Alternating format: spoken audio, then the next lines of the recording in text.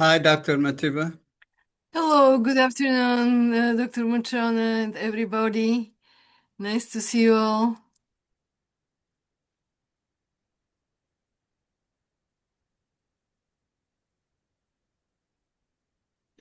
Let's see.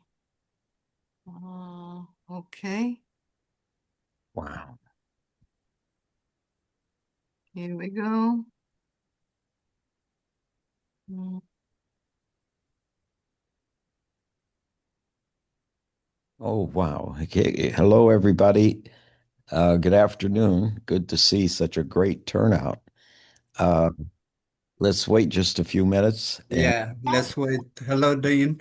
How are you? oh, there you are. Yeah. How are you? Good to see I'm you. good. This exciting topic, Bearcat. Beautiful topic. But let's just wait a few minutes. We look at beautiful turnout here that we're getting. Let's wait just a couple more minutes. Okay. Yeah, I'll say a few words and then I'll let you introduce your student. Okay. she'll introduce herself. Okay. I So, would- oh wow. Um, Nellie, how are you doing? I'm doing very well, thank you. Yeah, just can't wait to hear from Miss Burton and Dr. Muchona. Okay. Let's see, they keep coming. Well, they'll keep coming Hey, I hear the bells anyway. are ringing. Yeah. Bells are ringing. Uh, Beautiful turnout. Um, okay, shall we go ahead and get started? I Um, guess, yeah. okay. Yeah, it's already Well, 4:04, so let's do it. thank you, everybody. Mhm. So nice to see such a great turnout. Inviting you all to this wonderful series that we have every Monday, showing what our students are doing and what our faculty are helping our students do. And today, we have a very, very interesting area, interesting topic, something very much of interest to me. This topic is about facilitated drug discovery. I have worked in using deep learning to automate synthetic drug discovery. This one is very interesting. Is facilitate using artificial intelligence to facilitate.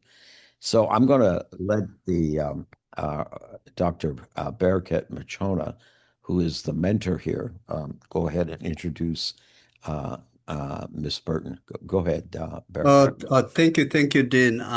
Actually, Hannah will introduce herself, but quickly, I want to say one very important point about our research. The rationale and the driving force behind our investigation is the state of Florida. As you know, cancer and the neurodegenerative diseases such as Alzheimer's and Parkinson's represent two of the most significant public health challenges in Florida, largely driven by the state's rapidly growing aging population. So, Dean, if you remember, after our trip to Germany, Oh yeah. I came back and discussed this issue with my research group, and then all of a sudden, the university also aligned its strategic plan uh, in this direction research problems or research to solve Florida's or the state's healthcare problem. So, in line with the FAMU's strategic plan and under the umbrella of the Florida California Care 2 program, which I am the research education coordinator, my research group, in collaboration with the University of Florida and University of Southern California, has recently started exploring how to mutually manage cancer and neurodegenerative disease. So Hannah uh, took the leading initiative in this exploration, especially she joined my research lab as a freshman student, but uh, what she has done so far in the group is extraordinary. So she took the initiative of uh, drug discovery, computer-assisted drug discovery investigation with some of the research group in the lab. So Hannah will introduce herself and the research group and proceed with the presentation. Hannah, the floor is yours. Good afternoon, everyone.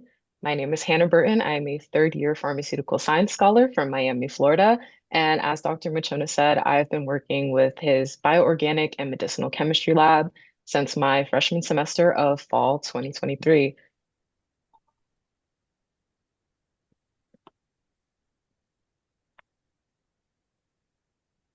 Can everyone currently see my screen? Yeah, it's coming up. There you are. It's starting. All right, thank you. Oh, it's a little, I don't see the full slide. Yeah, I don't see the full. Okay. Yeah, There here we we go. go.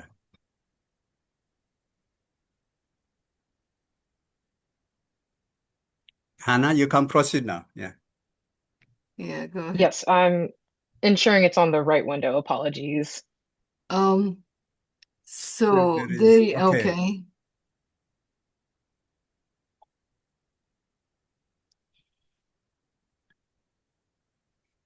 Mm. Here is our research team. We are composed of two different sides. We have a more biology focused side and a chemistry based side. We have lab members such as Sydney, Micah, Stephen, who was our previous post-bac student leader, Gerard, and we have different photos of us doing different synthetic techniques, meeting with other pharmaceutical professors, and a research paper that Stephen and I were able to publish with Dr. Machona. Starting with the overall concept of drug discovery. A drug is any biological or chemical entity that can modulate the course of a disease state by interacting with a specific target protein. And the overall drug discovery process to make one drug on the market costs nearly $2 billion in US currency, can take up to 15 years, and has a less than 10% success rate.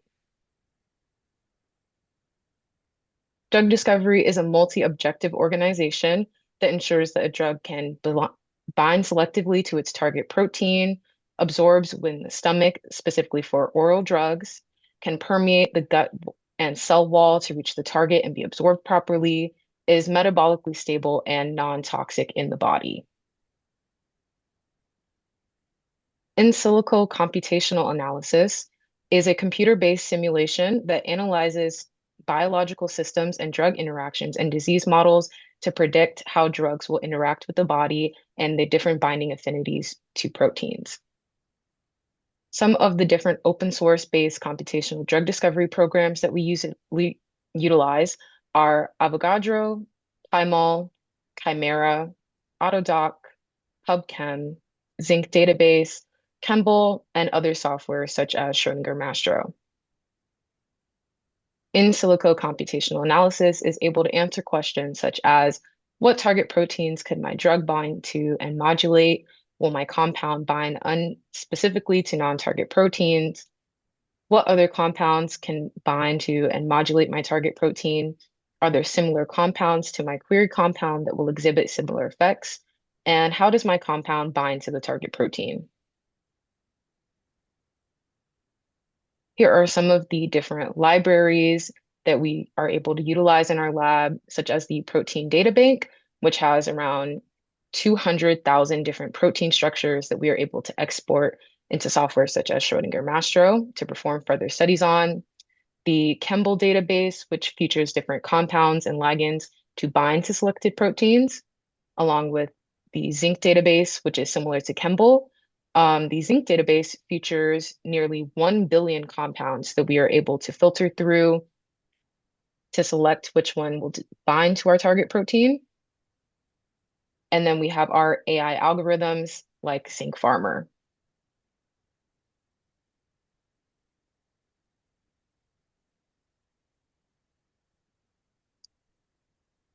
Beginning our process of our AI-assisted drug design, I'm sorry, there is marks appearing on my presentation.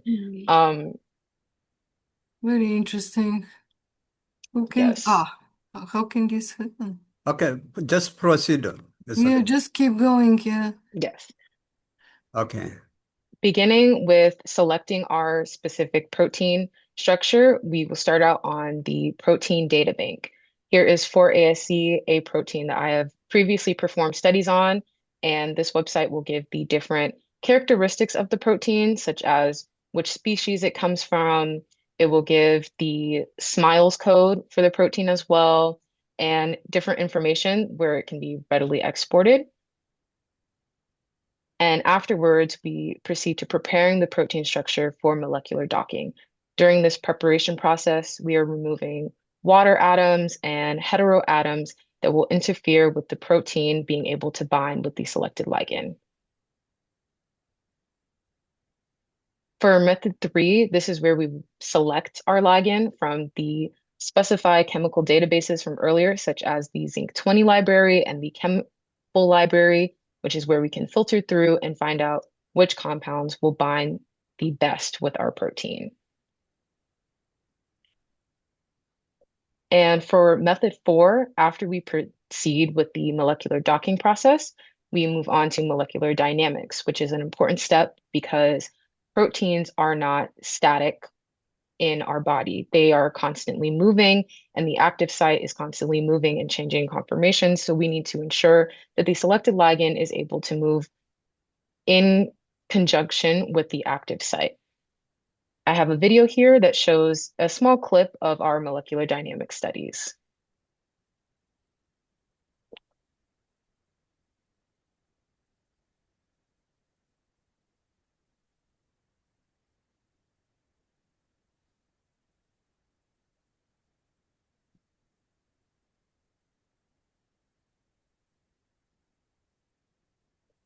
Following our molecular docking studies and dynamics, we move on to our safety studies, or safety and toxicity studies, where we utilize Lipinski's Rule of 5. This was founded by Christopher Lipinski, where he analyzed over 2,000 orally active drugs to establish his Lipinski's Rule of 5 to measure the drug likeness of a molecule. Here we ensure that the molecular weight is less than 500 Daltons. The lipofacility has a log p-value less than 5. It has less than 5 hydrogen bond donors, less than 10 hydrogen bond acceptors, less than 10 rotatable bonds, and a polar surface area of less than 140 amperes.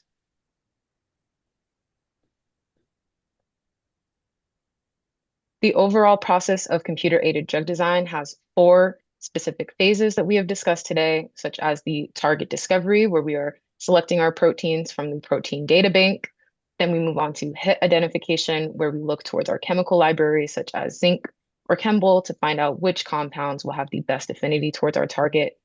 Hit to lead is the actual molecular docking and molecular dynamics studies that we perform, which will show the actual quantitative values from our studies, and we will find which values are the best to continue with further studies and which values will be weeded out. And the ADMET process, or commonly known as ADME processes, are our safety and toxicity studies where we are following Lipinski's Rule of 5. There are some current challenges in drug development that we mentioned earlier, such as high costs, long times of 15 years total, and there are a lot of resources and materials wasted for a very low success rate of less than 10%. So by utilizing computer-aided drug design, we are able to save, where you can see here, nearly 7 years off of this process by being able to combine different studies and do them all in silico versus in vitro. Thank you guys so much for your time today. Are there any questions on the floor? Oh, okay, Hannah. That was a very short presentation. I know you had problem in uploading all the data because the size of the slide was very big. Last night I tried to open, but there was a challenge. That's why I think the first part, especially the artificial intelligence algorithms and the methodologies we have applied for screening and also to modify structures was not discussed in details. Anyways, if you have question during the question and answer session, we can discuss. Okay, may I start? And first of all, thank you very much for joining our seminar. This is very, very exciting. Well, I have plenty of questions, of course, but let's do this. Did you identify any good compounds that bind with this target? Any hits, anything that can be a potential, potentially developed into a drug? This is my first question. And my second question is, during the process, is this process considering the conformational changes in the target and the drug during the binding, or do you consider them as just unchangeable, just one particular conformation? How is this working? Thank you for having me here today. So for your first question, this was about the specific hits with our target protein. Yes, we have found that there is a great affinity to 1,3,4 oxidisyl analogs. So we were able to filter on Chembl and find 10 compounds that were also synthesized in the lab. And I believe the greatest affinity compound that we had was for compound 8. I can provide more specific data to that with you personally. It was not included in the slide. It was in a previous presentation that I did. But yes, furthering these studies, we were able to find excellent hints and expand what sort of compounds that we were looking at and being able to progress these studies to be in vitro post in silico to verify the data that we have received. Okay. And for the second question, the structures are not considered to be static. This is the point of the molecular dynamic studies. So this is showcasing the activity in the active site of the protein as well as the activity in the ligand. So they are not treated as unchangeable structures in the software. Okay. Okay. Yes, Hannah, can you explain the difference between molecular docking and molecular dynamic simulation? Why do we need molecular dynamic simulation after molecular docking? Yes, thank you. Molecular docking is the static side of the experiment. So molecular docking is the unchangeable conformation of the active site in the ligand. This is showing basic affinity without changes in conformation, just showing how well that it can bind. While we do the molecular dynamics after with the compounds with a higher affinity, because the molecular dynamic studies take more power or more time to get through. After we select the compounds with the highest affinity, then we move on to the molecular dynamics where the active site is dynamic and is changing, and we're able to see how the ligand can shift and conform. And there's an actual graph that is produced following this video where we can see the actual numerical value of how well that ligand can fit with the constantly changing active site. Yeah, Dr. Mativa, to make her answer clear, during molecular docking, like she said, yes, we maintain the receptor, the protein reached, but the ligands or the drug compounds are changing the conformation. So one advantage of molecular docking is selecting the right conformation, okay, which gives the most stable binding. So it measures the binding affinities of selected conformers. And then taking those conformers, you proceed to the molecular dynamics simulation where you put both the protein and the ligand in physiological condition around pH 7.4. And it is a dynamic process, like she said again. It needs very high, powerful computers, but we are connected to University of Florida computers, supercomputer. So we can use the computer from the University of Florida, depending on the size of the protein. If the protein is very large, usually we use the hypergator from UF. I have access to the University of Florida supercomputers through the Florida California Care 2 program. Okay. I see Dr. Reda raised his hand. Dr. Reda. Thank you. Hannah, that was an excellent presentation. I'm always impressed by Dr. Mochona's students. They always give very innovative presentations. So thank you for presenting that piece.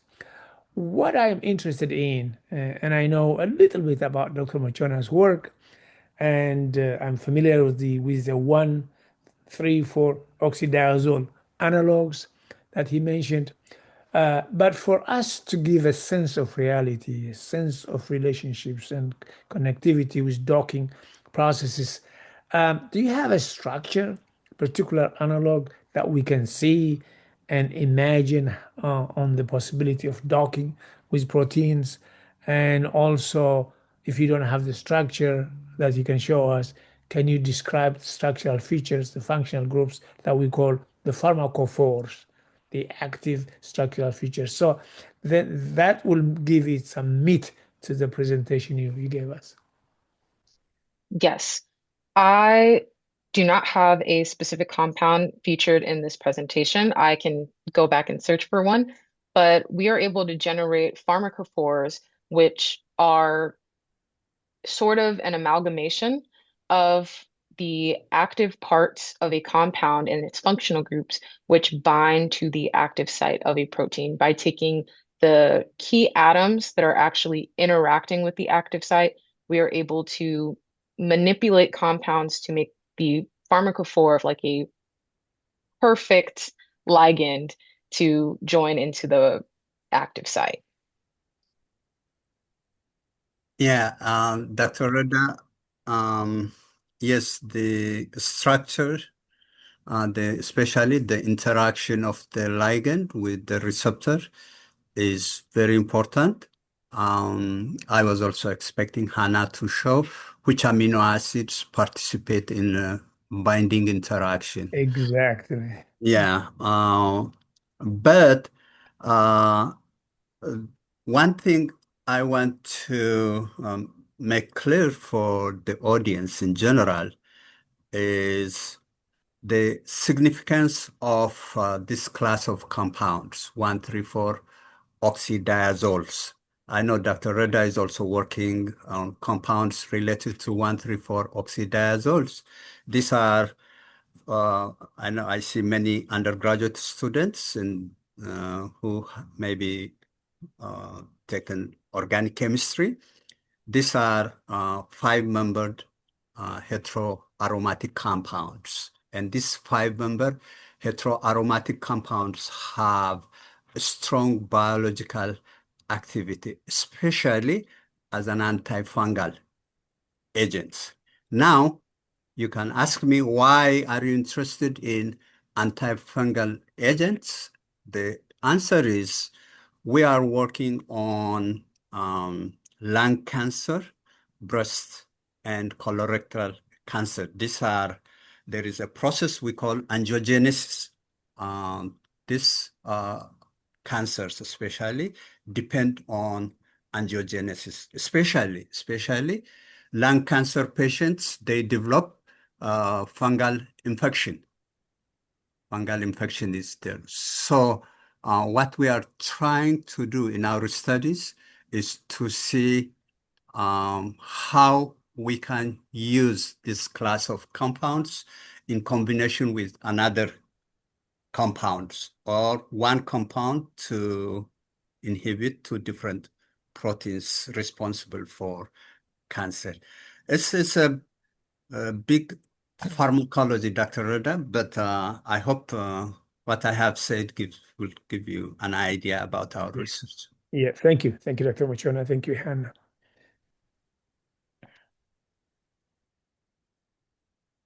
So when you identify a compound, this is this new compound or existing compound or something that doesn't exist? What is that?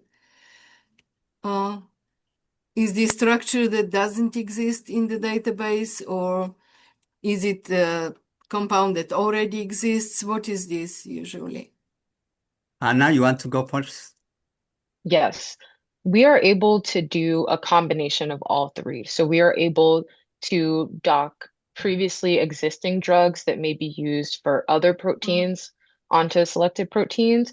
We are able to get pre-existing compounds that may not be drugs on the market yet, but have previously been experimented on or synthesized that are available in the libraries.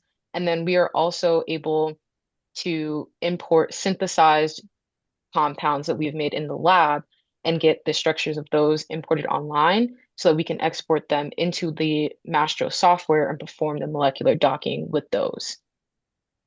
Okay. Yeah, Hannah is an expert in this Mastro software, but the question you have raised is very fundamental because that's where the AI application comes, Dr. Mativa. We have a database. She showed, for example, zinc database. Where we have around 1.4 billion compounds. This is a big chemical database, and using the AI algorithm, we do the screening because using the protein, which is responsible for cancer, we have the three-dimensional X-ray crystallographic structure of the protein. By using the X-ray crystallographic structure, which she showed for ASE and the zinc database, we can do the screening. So the screening, I know the initial stage gave, I think, Hannah, you can correct if I make a mistake because this is your project, like out of 1.4 billion compounds, AI identified only 48 compounds. Yes. Yeah, 48 compounds with oxidiazole type of structure.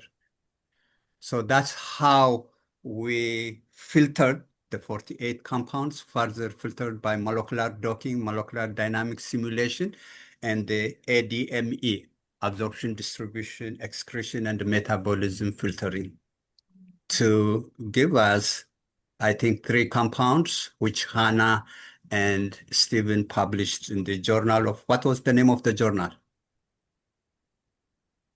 In silico screening of 1,3,4 diazodyl derivatives as inhibitors of vascular endothelial growth factor receptor 2. Yeah, This was the actually. title. And the Yeah. journal is which one? MDPI? MDPI Yes. journals. Which one? Cancer? What is that? I can't Current read it from issues here. in molecular biology. Oh, in molecular biology. Yeah, it's a very good journal. Yes. So if you come up with a new compound, promising, that doesn't exist, I assume you can come up also with the synthetic procedure using AI. at this point, you don't really need to dig up, right? So have you tried to do that to see how easy it might be to synthesize the compound? Let's say something, okay. Anyway, Hannah? I haven't personally tried to use AI to give a specific synthesis procedure for a compound, but it's a thought that I have had passing, and I think it's definitely an area that we can explore. Okay. Yeah, that's one application of AI, actually. I think you have this a slide which shows AI application in drug discovery. By the way, when we say AI, don't forget there are machine learning and deep learning. These are subsets of AI. We extensively use generative machine learning in AI. I'm sorry, in drug discovery for identification of protein target, for virtual screening, like I explained earlier, and also for filtering the pharmacokinetics and pharmacodynamic dynamic properties of compounds.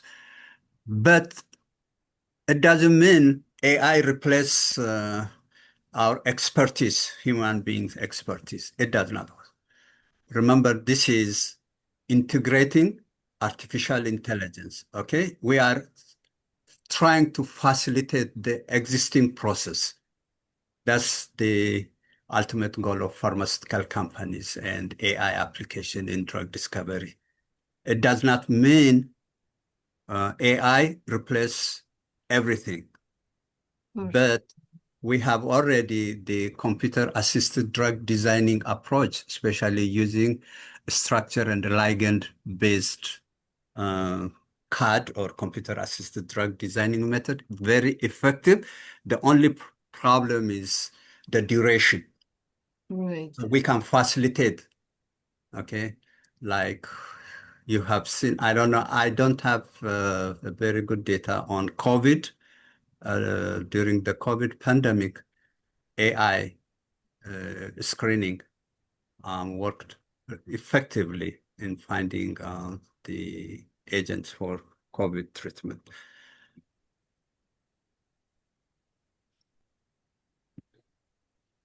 Yeah, really happy to hear from Yeah, collaboration you guys in and case, collaboration. Yeah, yeah, definitely. collaboration is very important because this is a very extensive, wide area of research. I had a discussion with uh, University of Florida and University of Southern California researchers on Friday.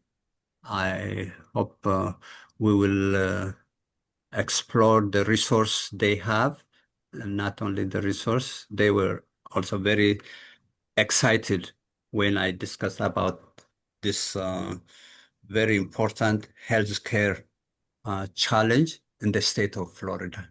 Remember, the majority of, especially South Florida counties, are affected by Alzheimer's and Parkinson's, as well as cancer. So my research lab is Hannah is also from South Florida. So to expose these young scientists of tomorrow to the basic science, okay, so that they will explore. Hannah is planning to go to PhD in medicinal chemistry. Oh, Yeah, oh, that's wonderful. This was actually my next question. What is she planning? Wow, that's wonderful. yeah. That is wonderful. Yeah, she's in pharmaceutical science program. This summer, she's going for internship. Wow. Once she come back, I think in conjunction with drug discovery, she's working in drug delivery project also. And she's also a laboratory manager. So remember, this is what we expect from Yeah. our students. Students, please go and see your professors before. I know some students wait until the last minute. They come at the senior level and come and say, Dr. B, I want to do a research. And when I ask, when are you planning to graduate? Next semester. That is too late. So please do not wait till last minute. See your professors, discuss research opportunities on campus and outside. Dr. Mativa. Thank you. Thank you very much, Dr. Muchon, for answering my questions. Anybody else? Dr. Alo, do you have any questions for? Oh, it's a wonderful, wait a minute. Yeah, wonderful presentation. Really enjoyed the question period. And to Actually, learn. I have a question for Dr. Allo. Go ahead. Go ahead. We started collaboration with researchers from Germany, if you remember, during Yes, summer. Yeah, absolutely. yeah. This is one of the uh, international collaboration. You can tell us about. We planned actually. We have not yet executed, but you can tell about the international collaboration. Oh, this is a wonderful university in Bielefeld, Germany, and they're looking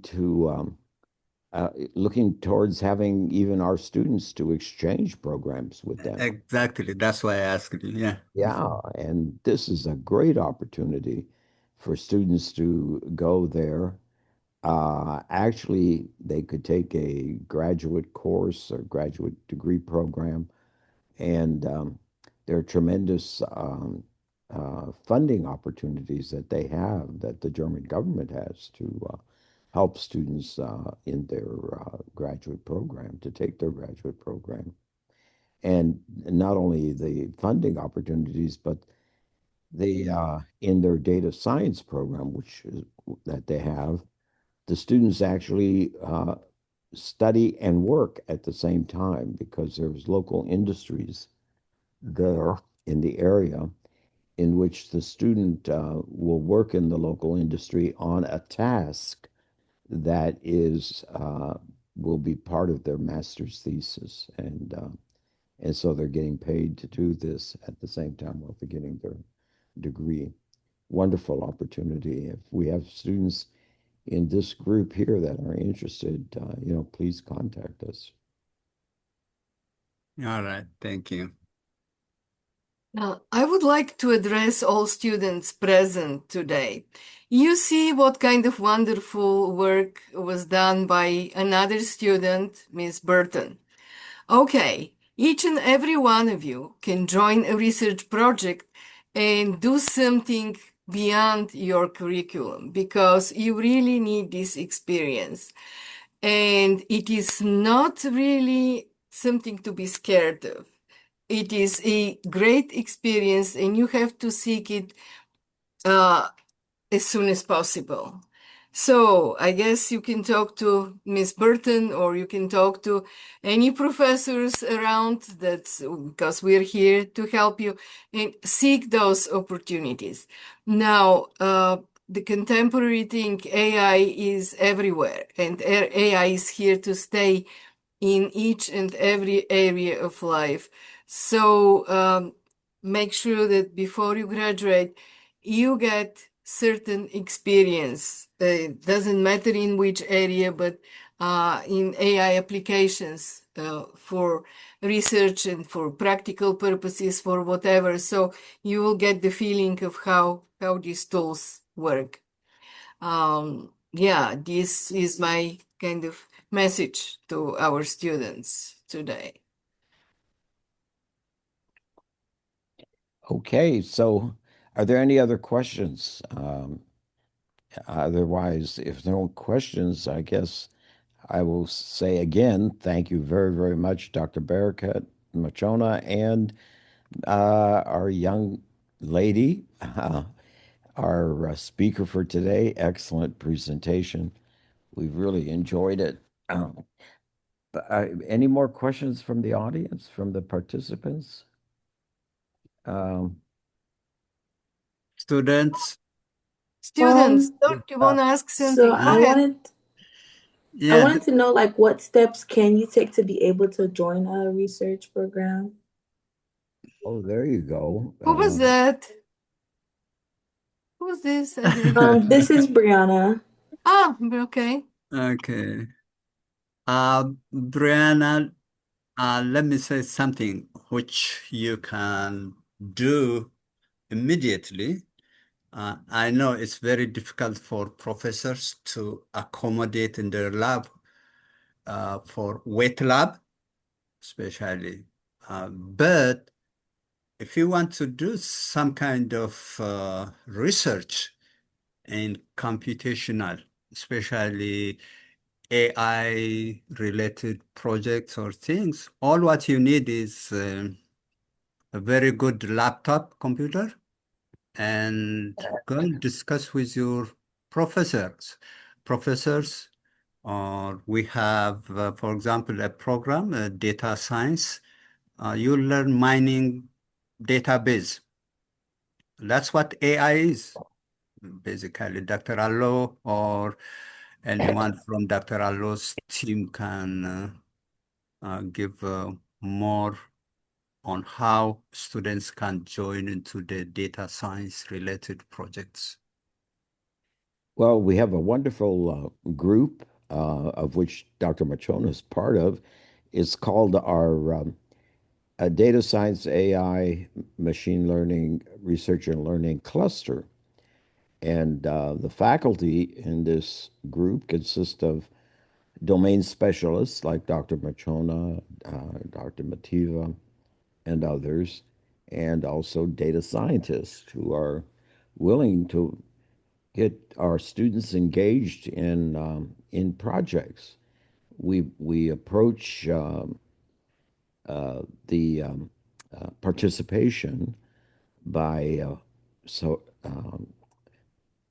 working with the individual directly to find what interests you have and what particular kind of problem areas, especially health related areas that you might have an interest in. And then, we pick that area, work together with you, find associated data, and then you learn how to analyze that data um, and work with that data to help come up with solutions to the problem you're working on. And while you're doing that, you're learning the tools. You're learning the tools. You're learning Mm, about Python. You're learning about certain statistical tools. You're learning about how machine learning works that Dr. Machona mentioned.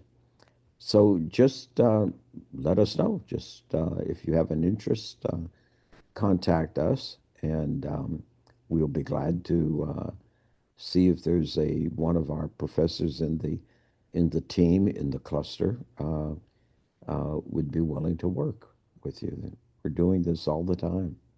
It's a great opportunity, great opportunity. And like Dr. Machona said, start early. Don't wait until the last semester. Start in your freshman year. You can start in your sophomore year. It's wonderful if you can start like your freshman, sophomore year because then you can have many, many opportunities and successes. All right, thank you. I'll definitely make sure to reach out to one of you guys when, Okay, some time yeah, looking to. forward. if you are in my class, you can see me after the class.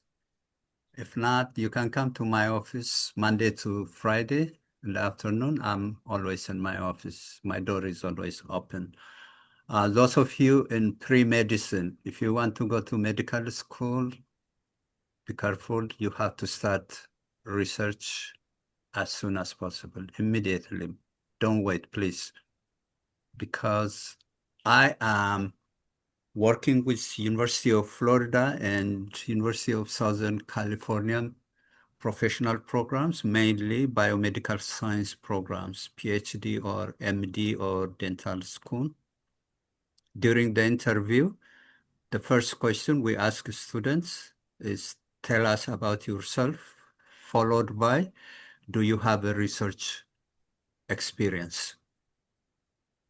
If you say yes, That means you will dictate the interview process. The committee will ask questions related directly to your research. Tell us more about your research.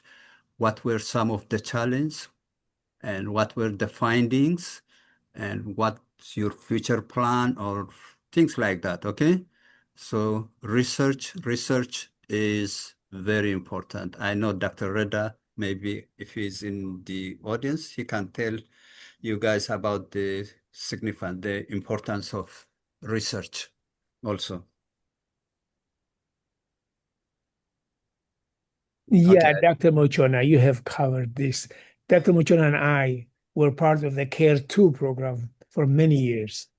And this is really CARE 2 stands for the Cancer Research and Education component of the project.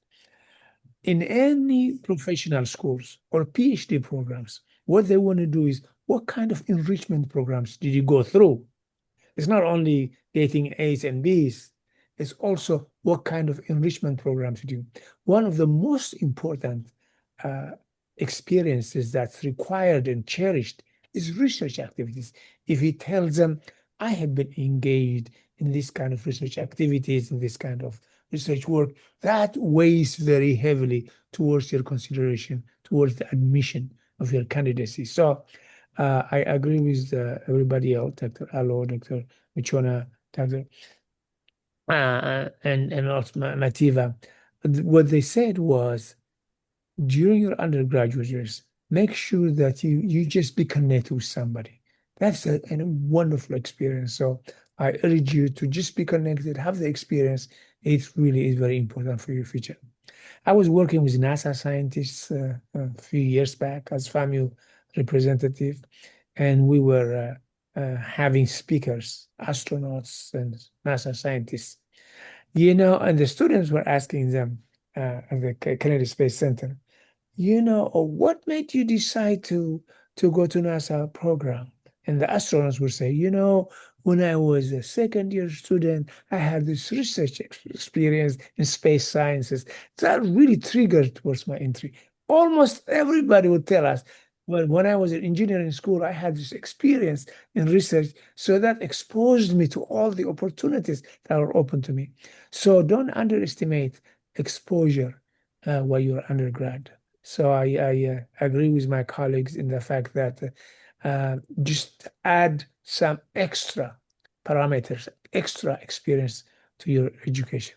Thank you. Thank you, Dr. Reda. By the Thank way, you. Dr. Reda was a former Vice President of Research, FAMU Vice President of Research. Thank you, Dr. Reda. Okay. Thank you. And let's give a clap to Ms. Burton and Yes. Dr. Mutrona and everybody who participated today. This was wonderful. I love the Thank you, discussion. everybody. Great Thank you. presentation and Thank great you. Thank you. Thank all you. of you. Thank you all for coming. Thank you for Wonderful. having us today. Okay. Okay, Well, everybody. thank you. Bye. See you again next week. See you. And thank All you, Ms. right. Burton. Thank you, Ms. Burton.